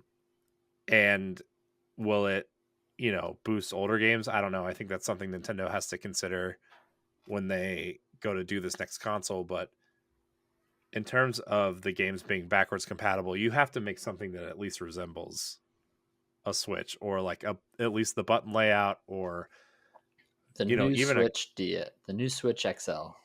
yeah. No, please don't. Like don't make a Switch U, don't make a new Switch. It has to be a new console with a new It name. needs to have a Like new different. I mean, a Switch 2 would be a better name than any of these names, right? Like People couldn't understand Wii U, so why would a Switch 2 Yeah. make sense? Because Wii U, if Yeah. you put a 2 next to something, it clearly indicates that it's a sequel. Wii U, when they Nobody marketed understood that what the thing, U- they marketed the tablet. They didn't market the console. Yeah. I mean, they put the. No, Ed, everybody was confused. Okay, and don't I lie. don't You know were how confused too. I literally don't know how you could be confused. People were confused. Suck it up. Customer was not right. That's that's just impossible. How do you not know that this is a new console, even though they Wii U, said it's a Wii U, best Nintendo console. even though they said that this is a new console. They didn't. You go back and watch that E3 presentation when they revealed the Wii U. They revealed the tablet and did not say it was a new console. We had to watch the E3 presentation because I know they said they had to say it's a new console. All right. Anyways, my point is that whatever the next console is, they need to make sure that they accommodate the stuff that the Switch accommodates, especially with like, you look at their online subscriptions, the controllers are selling, right? They've all these devices have to be backwards compatible. If you want to play Nintendo 64 games on your next device, these controllers need to work, right? Mm-hmm. Yes. Even the Switch Pro controllers need to work to an extent, right? Like that is the one thing that with Nintendo's next console, whatever it is, just don't have Joy-Con. If it's literally just a Switch with a little slightly faster hardware, but they make it to where the Joy-Cons and controllers don't have a drifting issue, done. I'll buy Here's my thing.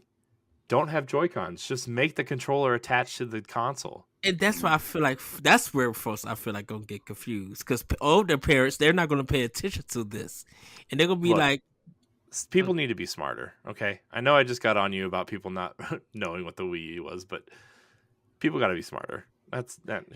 Don't be a dummy when you're shopping for Nintendo consoles.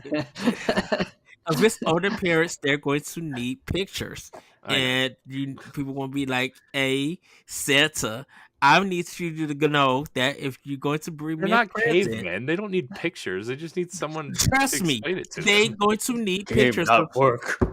Look, don't forget, I worked at Toys R Us for 9 years. I dealt with folks who can't remember what they told them, and they always said, "I left the paper at home that kid gave me." Shouldn't have left it at home. And that was parents. But yeah, I mean, what the next console needs to be backwards compatible. I don't know how they do it. I don't care how they do it. Like it has to have a Switch cartridge slot for the cartridge-based games. It has to have digital distribution, backwards compatibility. All of the online expansion pass, DLC, classic game library, all needs to be backwards compatible. It just needs to work, right? I think it needs to function similar to the way that Xbox Series X mimicked the Xbox One, right? You turn it on, yeah, okay, it's kind of boring. It doesn't feel like you're having a new experience, but it's familiar. It's easy enough to reinstall everything.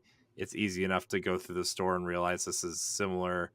I think it just has to do that, right? I think it's going to depend on the micro SD card. Like, Why? And because I think a lot of the games are going to be on there, Well, and if that it's my thing is that if you have a dock, like yeah, you can put a micro SD card in your console and hmm. transfer games back and forth. But I think the new dock is going to have some sort of storage space in it. It's yeah. Well, yes, but I'm just talking about for the backwards compatibility, hopefully to make it easier, because I don't know if it's going to have that cloud information, and that if that's connected to your subscription, and everything, and you stop using the subscription, and all your games and stuff and information is lost, where it can be easier to download and install. If that micro SD card is going to be a problem and Nintendo can't figure that out, backwards compatibility on their next console is going to be a mess. Even though you Well, bought the it's a games mess. It's a digitally, mess on PlayStation, though, right? I mean, like everybody made fun of Xbox with smart delivery, right? But like hmm you install Assassin's Creed Valhalla on your Xbox Series X, it knows which version to download, and you go to the PlayStation. I was getting something the other day from the uh whatever the middle tier is. I'm subscribed to the middle tier. I went to download extra, something, I think extra or something like that. and it asked me which version I wanted to download, the PlayStation 4 or PlayStation 5. I'm like, I'm clearly using a PlayStation 5. Just give me the PlayStation 5 version. I don't care about, you know? Mm. Like, it's just, yeah, I think Nintendo is actually going to find themselves in a similar way if they release games across the platforms. Like, if hmm this game comes out on Switch and next gen Nintendo, like, I hope they don't find themselves in that position, but I think they're going to find themselves in that Well, position. if they cease all production for Switch, game wise, when their new console comes out, and I know this don't relate to the question that we just was asked, um, and they started working on the new games and stuff, I think that's where hopefully the confusion doesn't Yeah. get Yeah. there. It's just finding the information for the backwards games so it could download to the system. And if they could automatically do upgrade, because like I said, Nintendo get talking to Microsoft, literally get talking to them because they can help. Microsoft can help Nintendo figure out on how to get it. I know it's a Japanese thing talking to an American company, but trust me, if you want the best in tech that could make stuff easy and streamless, Microsoft is at the best at it for right now in hmm game to do it. Yeah. So and It's y'all it's got a funny. good We relationship. always talk about. Sorry, I didn't mean to cut you off. Oh no, go ahead, Corey. We always talk about how Microsoft is doing such a great job at like backwards compatibility and distinguishing itself from the previous gen console. Mm-hmm. And they're the company that has like the least, like their library indicates that they have like the least, what do you call it? At least Like, depth. yeah, to do that with. But they're doing such a great job with it, and it's really showing in terms of like PlayStation, like Mm. their backwards compatibility is just like, oh well, this is just a PlayStation 4 version. There's no upres or whatever. Or PlayStation is, hey, we're gonna remake this game from 15 years ago, 10 Yeah, years ago. Here's a remake version of it. We'll charge you full price. yeah, Mm-hmm. and it's just like, oh man, this is. I don't know. I think Xbox, regardless of their library, right, like their first party output right now, everything else they're doing is Spot great. on. But I mean, obviously, it's about the games, and I think that Nintendo and at this moment, Nintendo and Sony have Microsoft beat by a long shot in that category. But anyways, we spent a lot of time on that topic. Our next question comes from Brad M via Discord. What tarot card would your confidant social links with each other be? Let's see. Is he talking about the Fire Emblem ones? I don't know. No, I think But that's the he's only talking tarot about card I know. he's Yeah, talking let's about see. Persona. Persona. Because Persona has social links. I know. But Where you could date someone and your cards are the one that you could use for the persona and stuff. There's my tarot well, cards. I got the tarot cards with my Fire Mm. Emblem Engage. That's what I thought he was talking about. Yeah. I pick Lucina. Oh goodness. Or Byleth. I can I take Celica or Micaiah. I I so I can't do Fire Emblem. I just do like a Nintendo Universe one. Oh, I think mine would be definitely Samus Aran. cheater. You know, because I love Samus, and I think 'cause, like Samus Aran would be my social link. I think my Nintendo Tarot card would probably be Little Mac or something. Little Mac. That's funny. A Nintendo Tarot card reading would be insane. Don't need that. That's basically just like the who's your main in Smash question. Yeah. At that point, that is the tarot card. God, Yeah. King Dedede is my main in Smash, so that's gonna be awkward. But Ah, I think personally, like my social link with Corey, I think that's like a level 10. Like I think it's really strong and everything. As much as we talk, laugh, and sometimes I guess I get on Corey's nerves sometimes. But sometimes he loves me and daily. stuff. I don't get on your nerves daily. Hmm, I think our social link would be a 10. I hmm. would say. Maybe. Our next question comes from Shane Kelly from the Discord. He asks, "What games will Nintendo release with a new console when the new console comes out? Hopes versus Dream List." Hmm. Hmm. Hmm. Uh, I mean, obviously, I would love to see the third game in this Breath of the Wild trilogy that I'm making canon right now. I think that's I'll- a fair bet. mhm. I mean, I would like to see Hopes versus Dream. Man, I would love to see like everything come out at once. I mean, no, I mean not all at once, but I would like to see them have a cadence the way the Switch was, right? Where like every month we get a new game that's a banger. You know, Yeah. obviously not every game is made for everyone, but like we still go back to 2017 and look at that: March Zelda, April Mario Kart, May Fire Emblem, June Arms, July Splatoon, August Mario plus Rabbids, September. What was September that year, Ed? Was that? Mario Odyssey. Yeah. No, September. Yeah. Mario Odyssey was October, right after Fire Emblem Warriors, and Xenoblade in December. Thought it was Or September. Was that the Link's Awakening remake? That no, was No, 2019. that was 19. Yeah. Yeah, I don't remember. that was No, the bomb year of nonsense yeah, because you had Fire Emblem in July, you had Astral Chain in August, and then you had Link's Awakening, Dragon Quest, Demon X Machina. You had insanity in 2019 in September. I think it was a month of where all the consoles was just had hit games, and if you were literally trying to get everything, you were spending 300 plus some dollars. Yeah. yeah, It was literally insane that year. yeah. I know.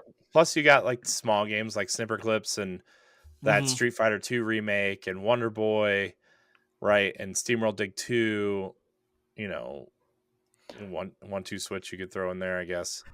Well, I think my hope would be a Arms 2, and my dream would be a Chrono Trigger remake exclusively for their next console. In the 2D HT remake, Whatever they HGTD. want to do. I would go for it. I would go for that. But if they literally want to do like a 3D Trials of Mana kind of look to it, go for Yeah, it. yeah, I would say my hope would be obviously a Zelda at launch, but that would probably be my dream. If a realistic hope would probably be depends on if we get like an Odyssey 2 and Mhm. on the regular Switch. If we don't, then a new like mainline Mario game would probably be the most likely launch title. You could because then you're kind of alternating between Zelda and Mario for the last console launches. yeah. I wonder will Mercury Steam be brought by Nintendo by then. Mm, I don't know. Nintendo's not really in the vein of buying studios, right? I mean, they bought a Yeah. couple, right? But those were out of necessity, not out of like, well, we got money to spend. We're gonna Yeah. buy this. Uh, and obviously they needed a movie studio for their Mario movie, right? Like a Mhm. distribution house, at least in Japan. So I don't know. I still think we're gonna get some sort of Mario Odyssey sequel for Switch, and whatever their experiment with Bowser's Fury was is going to be the Mario game on the new console. Maybe. What Yeah. if that Bowser Fury one was the reason why we got the Kirby uh multiplayer one with the cake and stuff? Yeah, yeah. I don't know. I mean, Nintendo knows what they're doing. I think they've learned a lot from the Switch, moving from the Wii U to the Switch, and I know they clearly don't want to make that any sort of mistake like that again. Although I think the Wii U had a awesome launch lineup. That's just me though. I mean, I bought like 10 games at launch. I saved up so much money for the Wii U launch. I bought almost every launch game. I was so excited.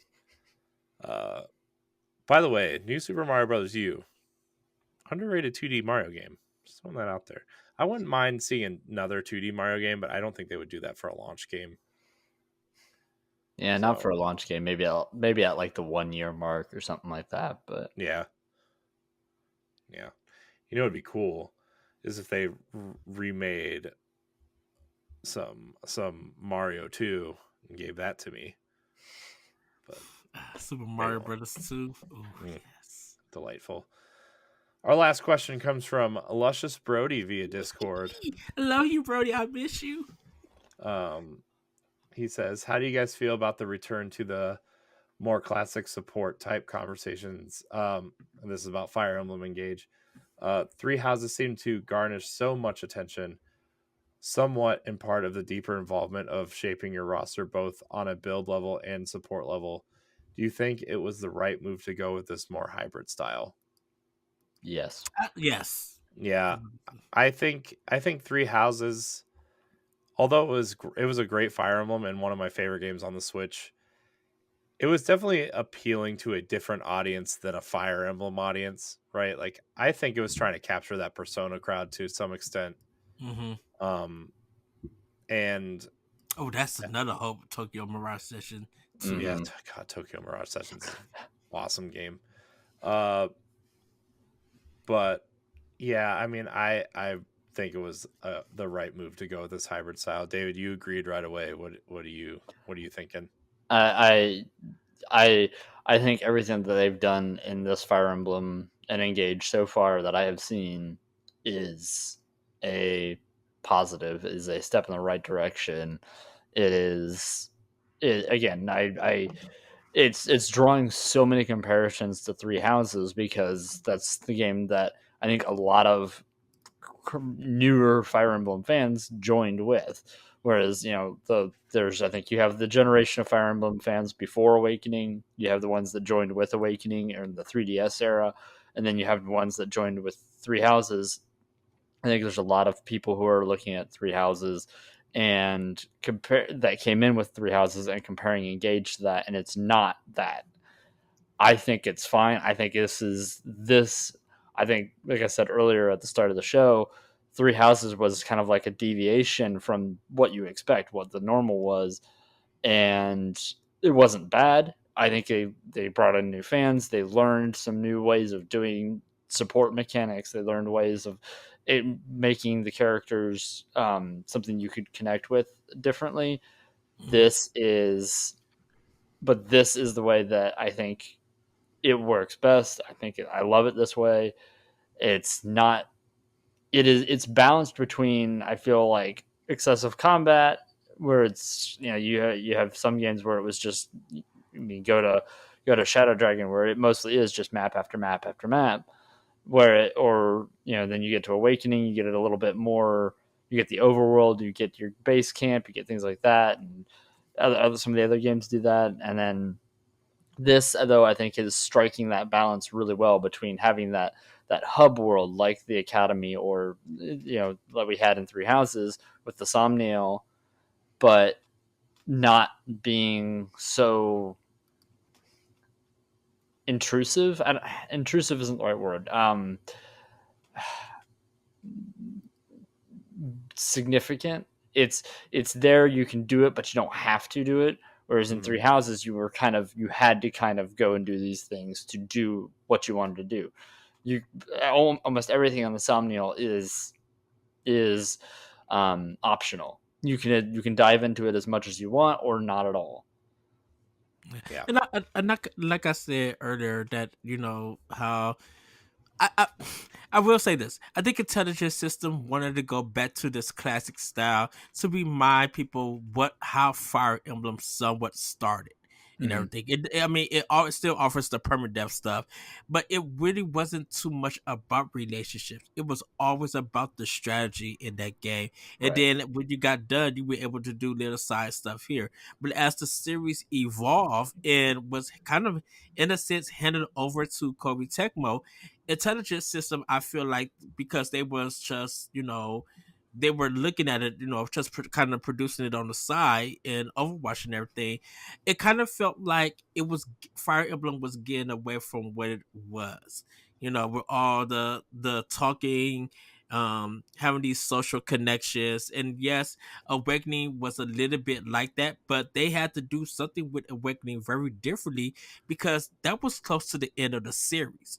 So it had to evolve in a way that was going to be able to make the series continue. Luckily, Awakening was successful. And then after that, Koei Tecmo kind of took the reins over and stuff. And it became more of, instead of it being a strategy game, it was a strategy slash sim romance kind of game and stuff, Mhm. because you had to make the connections with all of these other peoples in order to progress and be able to get through all the fights that you were going to get through. And it felt like that became more important than what Fire Emblem used Well, to be, I in mean, a if sense. you go back to what was it, Genealogy of the Holy War, that was the first game where the romance mechanic was actually imperative because you had children in that game, Hmm. and that's those children, you depending on who you bonded with, had who you partnered your characters up with, had different traits, different things, just like they did in Awakening when they brought the kids into that one. And so I mean that's always been a part of it. It just, I think it took over in some senses, Yeah. in certain entries, like Fates. I don't think it made it to the American version, but I know the Japanese version had face petting, so that is a little weird. Yeah, that Yeah. was a feature they took out of the American version. In Three Houses or Fates? That was Fates. Fates. Fates. Oh, That'd okay. be even I thought that'd be Fates, even creepier in Three Houses. because I thought Good Fates, job. because I thought Tea time means something different in Three Houses now. Didn't Fates in Japan have the red light district? There, there is another part of the game that was Yeah. missing. Yes. Okay. There was So something else. Yeah. But that part took over, I think, in a sense, and they, I think, scaling it back and changing that environment completely with Three Houses, and now it's taking what they learned from that in Three Houses and putting it into Engage has really helped make a good balance between all of that, and that's, I think, part of what is making this game so successful and why it's easily one of the best games in a long time. I kind of have a feeling that Intelligent System and Koei Tecmo kind of switch in a sense. I have a feeling that Koei Tecmo is producing Codename Steam Part 2. look, And that that game, as much as I want a sequel to Codename Steam, I don't think we're getting that. I wish we were, but I I don't would, think we are. It I could be mean, a random, here's a fun release. I could see it. but Here's the thing though. To me, Codename Steam is on the wrong console, mhm, right? I mean, look how well Valkyria Chronicles does, right? That game yes. was essentially a weird steampunk American history Mm. version of Valkyria Chronicles, right? Like it was just on the wrong console. So, I mean, look at Valkyria Chronicles on. I mean, the PSP obviously was a little bit different than the 3DS, right? But Hmm. like Valkyria Chronicles really didn't do well until it came to home consoles, right? So, and the Switch is the best of both worlds. So, Hmm. I just feel that with I think with Kobe Tecmo learning how to do a strategy game like Fire Emblem, I think it's beneficial to them that yeah, even if they don't work on the Nintendo property, they know how to make these games. So if they want to make a Fire Emblem inspired game of their own, Kobe Tecmo has the education and information on how to do it. You know, and everything. So, but with this classical style, with them going back to somewhat the old school, but yet still feeling modern with Engage, I think it was kind of the right decision and everything. And like I said, it introduced people to the old style of this series. And if people don't enjoy it, I think they would let Nintendo and the intelligence system know and stuff. Hey, we missed that simulation romance stuff, that partner stuff. Like that was a really big thing. Would you guys be able to bring it to the next game and stuff? And I think Nintendo will pay. Hopefully, Nintendo and Nintendo system will pay attention to it and bring it back. And it also literally depends on how the Japanese feel about it too, because of the Japanese players feel strongly that they missed the sim life thing. Nintendo would definitely put it back in that system in the games for future games. So. But is that all, Corey, for questions? Yep, that's all we got. All right, everybody, that's going to be it for Nintendo Pow Block. David, thank you so much for joining us. My pleasure. Where can people find you, and how can people check out your content? So for the most part, you can find me pretty easily over on Twitter. I'm at DaveWayne09. I have officially, as of this coming week, I have the longest running fanfiction series on ZeldaDungeon.net and The Arrow Without a Hero. It is the 69th entry is being posted this coming Friday. So yeah, it is, and that's a little over halfway now through the entire story. So there's still a long ways to go with that. There's a soundtrack out there. If you just search The Arrow Without a Hero on YouTube, it comes up. You can find some old recordings of me narrating the first few chapters out there too, somewhere still on Spotify. I've been trying to find time and get it set up to where I can go back and re-record all those as an audiobook. But now there's so much written and stuff like that. I'm hoping to have some kind of announcement with that coming this spring, early summer, shortly before E3. There may or may not be something happening around that time. But more on that some other time. Just stay tuned and we'll see. So, all right. Thank you. And with that, everybody, have a great week. Have a great weekend. Hopefully, you are enjoying Fire Emblem Engage. We want to know what you guys think about it. You can hit us up at Pow Block Podcast. Check the stuff. You guys know where you can find us and everything. With that, everybody, have a great week. Have a great weekend. And we'll see you next time on Nintendo Pow Block. Bye, everybody. Woohoo! Goodbye. Nintendo Pow Block is a product of Boss Rush Media, LLC, and is recorded from our headquarters in Akron, Ohio. The show is hosted by me, Edward Varnell. My co-hosts are Corey Dirrig and Corey Yikes. You can find Corey at I Am Corey in HD on Twitter and Instagram, as well as hosting the Boss Rush Podcast and Tower Casuals, the Destiny Podcast. You can find Corey at Corey_Yikes on Twitter, TikTok, and Instagram. You can find me at That Richard Cole on Twitter and Instagram. Follow Nintendo Pow Block on all social media platforms at Pow Block Podcast. You can also follow Boss Rush Media and Boss Rush Network on all major social media platforms. Join the Boss Rush Network Discord and Facebook groups to interact with other friends and fans. Visit bossrush.net for more great content and patreon.com/bossrushmedia to learn how you can support this show. Thanks for listening, and we'll see you next time.